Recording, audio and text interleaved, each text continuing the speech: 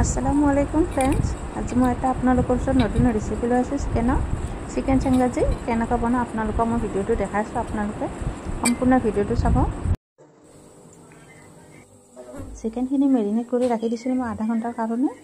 অলপ red chilli, নেমু টেঙা, দৈ আৰু নিমখ দি কিনে ধুনীয়াকৈ মই আধা ঘণ্টাৰ কাৰণে ৰাখি দিছিলোঁ। এতিয়া মই সেইখিনি ধুনীয়াকৈ লাইট ফ্ৰাই কৰি লওঁ। আপোনালোকে ভিডিঅ'টো চাই থাকিব, ভিডিঅ'টো যদি ভাল লাগে লাইক কৰি ছাবস্ক্ৰাইব কৰি দিব। কাৰণ মই মাংসখিনি অলপ বেছি হেৰি কৰিছোঁ, কাৰণ মানুহ আহি থাকে, তাৰ বাবে মই অলপ বেছি বনাব লগা হৈছে। আপোনালোকে যেতিয়া বনাব অলপ কম কৰি পৰিমাণ সকলোবোৰ বস্তু কম কৰি দিলেই হয়।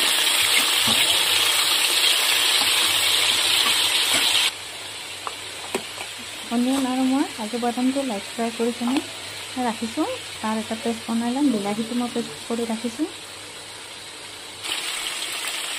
চিকেনখিনি যেতিয়া ফ্ৰাই হৈ যাব, মই সেই অইলখিনিতে টমেটো পেষ্টটো দি লওঁ ভালদৰে। তাৰপিছত দি কিনে মই কাজু বাদামৰ পেষ্টটো আৰু অনিয়ন পেষ্ট বেছি কৰি ৰাখিছিলোঁ একেলগে, সেইটো দি কিনে ভালদৰে লৰাই ল'ম। যেতিয়ালৈ অইলখিনি ছেপাৰেট নহয় তেতিয়ালৈ মই ধুনীয়া কৰি লৰাই থাকিম।